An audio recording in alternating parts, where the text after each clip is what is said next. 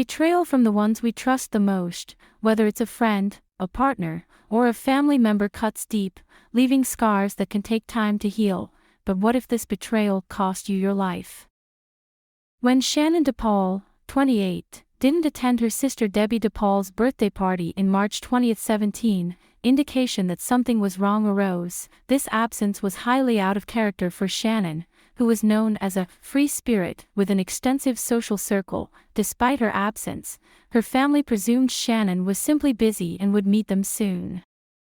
Yet, that moment never arrived. Months later, the family gradually came to the unsettling realization that no one had been in touch with Shannon for a long time. Shannon's father reached out to her boyfriend, Arturo Novoa, asking him about Shannon. However, Arturo alleged that they had parted ways and Shannon had relocated to Cleveland to be with someone else. The family became increasingly concerned when attempts to contact Shannon by phone failed. Eventually, Debbie contacted the police to report Shannon missing. By June of that year, Shannon hadn't been heard from for months, posing a significant challenge for investigators tasked with locating her. They sought her phone records and delved into her personal life during the investigation. Shannon's family believed she was residing with her boyfriend before her disappearance, prompting police to interview Novoa. He maintained that they had split up and that she had moved in with another man in Cleveland, with no precise timeline of her disappearance. Verifying Novoa's alibi was impossible. Additionally, efforts to uncover information about Shannon's alleged new boyfriend yielded no results, fueling further suspicion.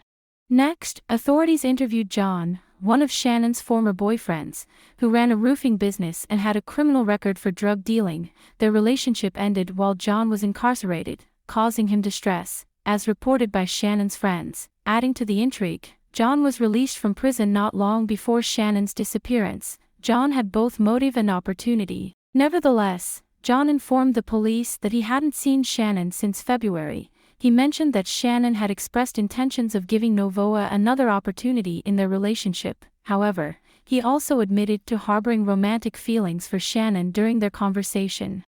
Facing two suspects, Novoa and John, yet lacking evidence, the police desperately sought a breakthrough. Shannon's cell phone records, upon arrival, provided no leads. They indicated that Shannon had gone to work as usual in late February, but then communication ceased abruptly.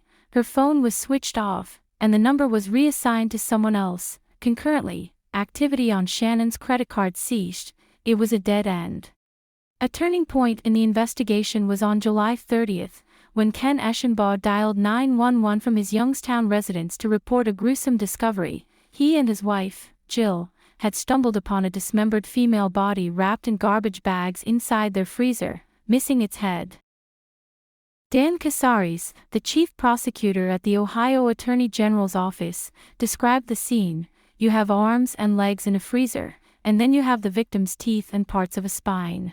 The police interrogated the couple, who claimed ownership of the freezer. They explained that a friend, experiencing a power outage, needed a place to store it and had brought it over approximately a week ago. Jill recounted her discovery while searching for ground beef to prepare meatballs.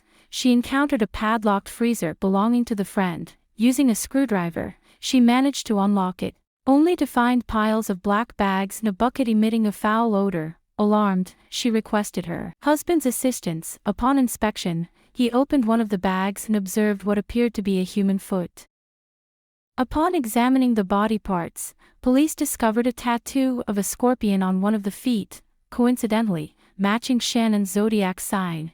As she was a Scorpio, the implication was undeniable. The body belonged to Shannon, raising the perplexing questions of how and when she ended up in the freezer.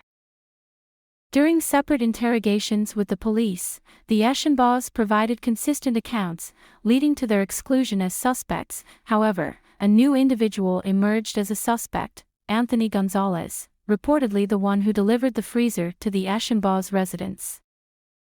While the coroner's office couldn't determine the cause of death due to the absence of the victim's head, Shannon's identity was confirmed through her fingerprints. Simultaneously, investigators initiated a search for information regarding Gonzalez. It was revealed that Anthony Gonzalez was an alias used by a previously considered suspect, Shannon's boyfriend, Arturo Novoa.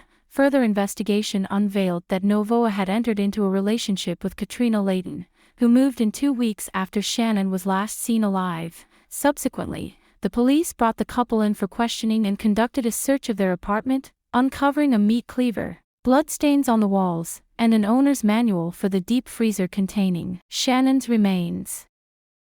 The evidence prompted police to arrest both Novoa and Layton. Despite Novoa's persistent denial of involvement in Shannon's death and his professed ignorance of her whereabouts, his claims were met with skepticism. Layton echoed similar statements during interviews. However, Novoa's protestations were disregarded, particularly after the discovery of a key among his possessions that matched the padlock on the freezer.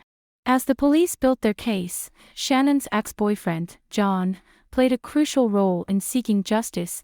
He uncovered information suggesting that Novoa had attended a bonfire hosted by a friend named Steve, using it to burn what appeared to be personal items. Police investigated, finding the fire pit still intact and recovering crucial evidence from the ashes, including a bracelet belonging to Shannon. Further interviews with Steve revealed Novoa's claim that he was burning Shannon's belongings because she had allegedly cheated on him, fueling his anger. Another friend, Andrew Herman, was implicated as being involved in burning Shannon's items that night. As the investigation deepened, police contacted Jamie, who was in a relationship with Herman and his wife. She implicated Novoa and Layton in Shannon's murder, alleging that Herman had dismembered her. Layton's jealousy of Shannon's relationship with Novoa was cited as a motive. It became evident that the entire group of friends had collaborated to conceal Shannon's murder. Numerous suspects testified before a grand jury, leading to revelations about Novoa's involvement. Herman claimed Novoa had summoned him to his house, where he discovered Shannon's body. Novoa allegedly confessed that Layton had killed Shannon by striking her in the head with a hammer. Novoa suggested dismembering Shannon's body, and they attempted to dissolve it with sulfuric acid but were unsuccessful, resulting in the purchase of a deep freezer to store her remains. Subsequently, Novoa and Layton were indicted, faced with the death penalty. Both accepted plea deals. Novoa received a life sentence, while Layton and Herman were sentenced to 12 years in prison. For more videos, make sure to subscribe.